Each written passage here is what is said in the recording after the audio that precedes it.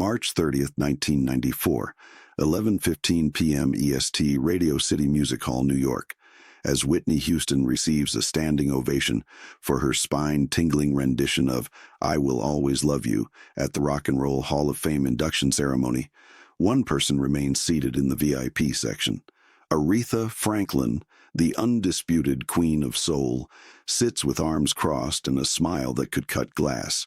The woman who once proclaimed Whitney as her spiritual daughter now watches her former protege with the cold calculation of a dethroned monarch studying her usurper. What the audience doesn't know is that they're witnessing the final public moment of a relationship that began with genuine mentorship and deteriorated into the most toxic rivalry in music history. The war between the Queen of Soul and the Voice began long before this night, but it will escalate into a 15-year campaign of passive-aggressive destruction that will damage both women's legacies forever. The seeds of their conflict were planted in innocence.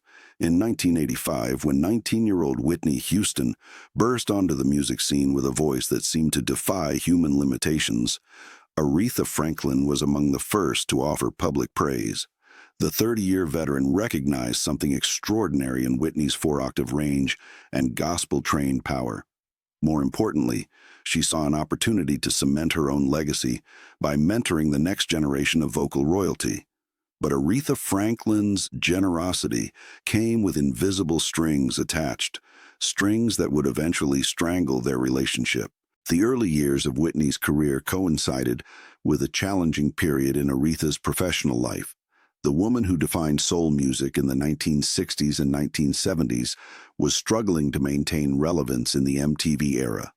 Her album sales were declining. Younger artists were covering her songs rather than seeking new material from her, and industry executives were politely suggesting she consider legacy artist status. The arrival of Whitney Houston, young, beautiful, and possessing undeniable vocal superiority, represented both an opportunity and a threat. Aretha's initial mentorship appeared genuine.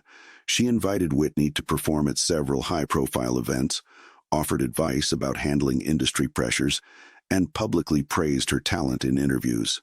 The media celebrated their relationship as a beautiful passing of the torch from one generation of vocal excellence to another. Whitney, grateful for validation from someone she'd idolized since childhood, eagerly accepted Aretha's guidance and proclaimed her deep respect for the Queen of Soul at every opportunity. But beneath the public displays of mutual admiration, a more complicated dynamic was emerging. Aretha's advice consistently centered on keeping Whitney grounded and remembering her root as code words for maintaining appropriate deference to established hierarchy. When Whitney achieved unprecedented commercial success with her debut album, Aretha's congratulations came with subtle reminders about paying dues and respecting those who came before. Her first crack in their relationship appeared in 1987, when Whitney's second album, Whitney, debuted at #1 on the Billboard 200, the first album by a female artist to achieve this feat. Aretha's public response revealed the psychological complexity of their dynamic. It's wonderful to see young artists achieving success, but sustained excellence requires more than just natural talent.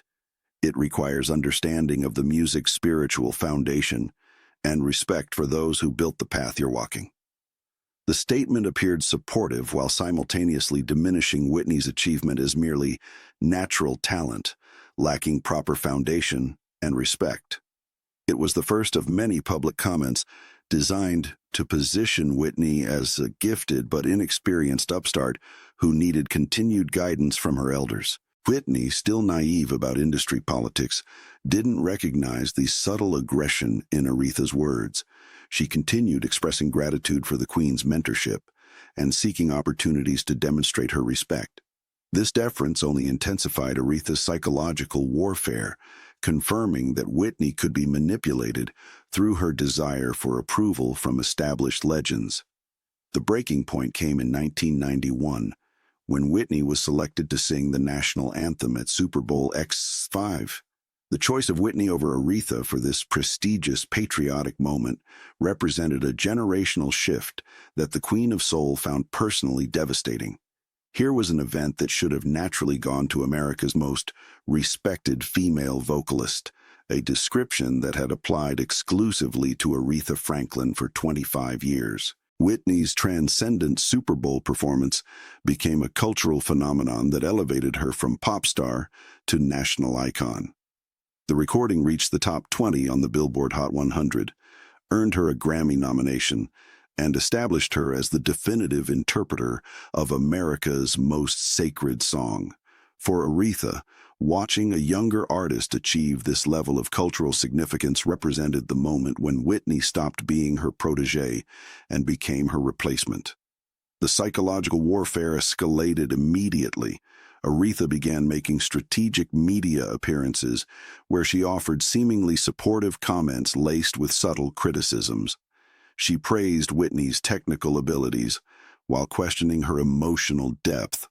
She celebrated Whitney's commercial success while suggesting it came at the expense of artistic integrity.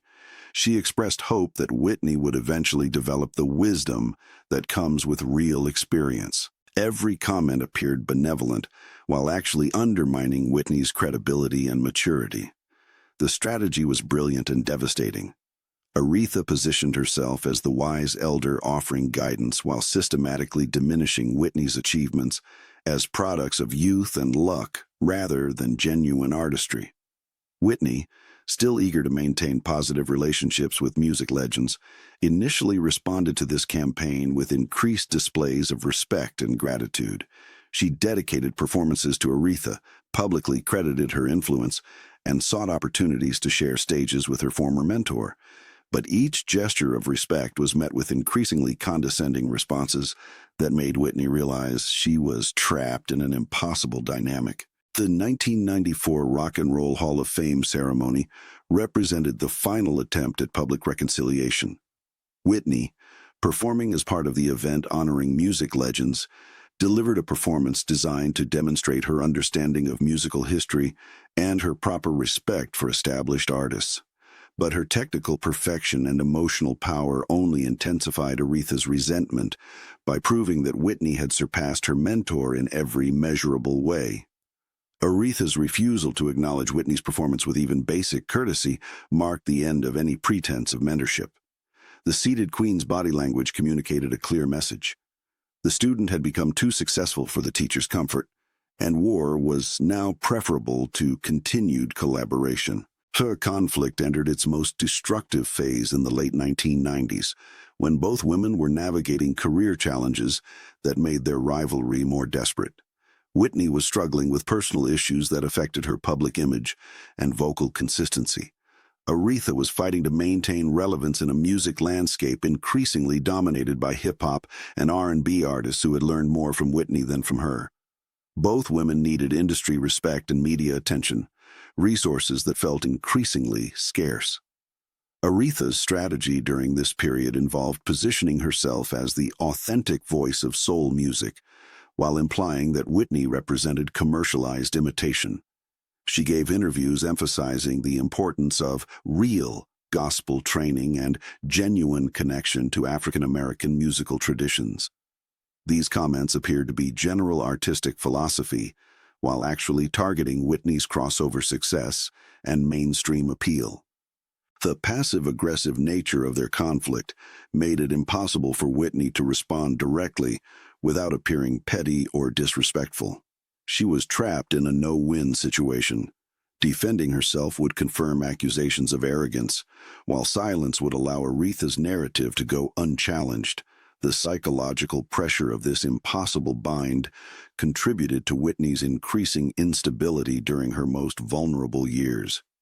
The rivalry reached its most public expression in 2008, when Aretha was originally scheduled to perform at Barack Obama's presidential inauguration, but was replaced due to illness.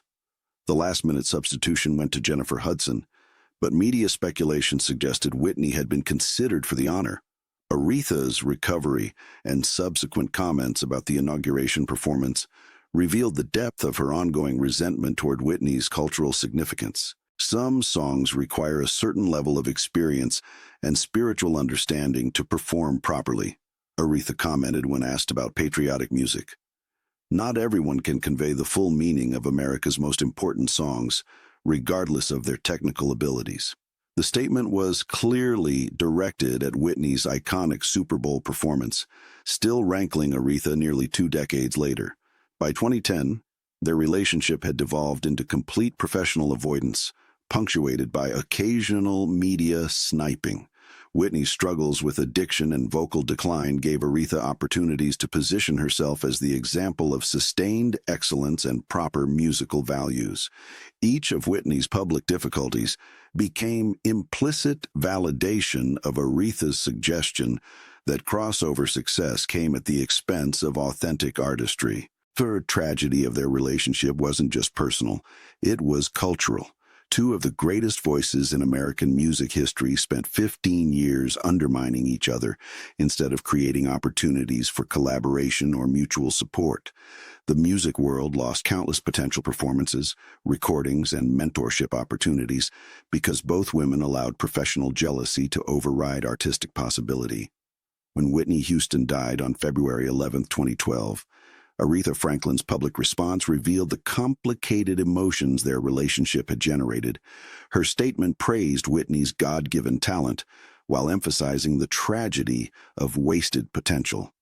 Even in death, Aretha couldn't resist positioning herself as the wiser figure who had tried to guide Whitney toward better choices. But the posthumous assessment of their relationship tells a different story. Whitney Houston's influence on contemporary R&B and pop music far exceeds Aretha Franklin's impact on current artists. Young singers study Whitney's vocal techniques, not Aretha's. Whitney's songs remain culturally relevant, while many of Aretha's classics exist primarily as historical artifacts. The student definitively surpassed the teacher, making their 15-year conflict even more tragic in hindsight. Today, when music historians discuss the relationship between Whitney Houston and Aretha Franklin, they focus on missed opportunities rather than achieved collaboration. Two women who should have been natural allies allowed professional competition to destroy personal connection. The Queen of Soul's refusal to gracefully pass the crown to her obvious successor created a legacy of bitterness that diminished both artists' ultimate impact. The real victims of their war weren't Whitney and Aretha themselves. It was the music that never got made, the performances that never happened, and the young artists who learned that even legends can be petty, jealous, and destructively competitive. Their relationship became a cautionary tale about how professional success can poison personal connections when ego becomes more important than artistry. March 30th, 1994, at Radio City Music Hall, when Aretha Franklin refused to stand for Whitney Houston's performance, she wasn't just rejecting one song, she was choosing rivalry over reconciliation, competition over collaboration, and personal resentment over musical legacy. That moment of seated defiance became the symbol of everything wrong with their relationship and everything lost when mentorship becomes warfare. The Queen refused to acknowledge her successor. The voice continued soaring without approval, and music history became poorer for their inability to find common ground in their shared excellence.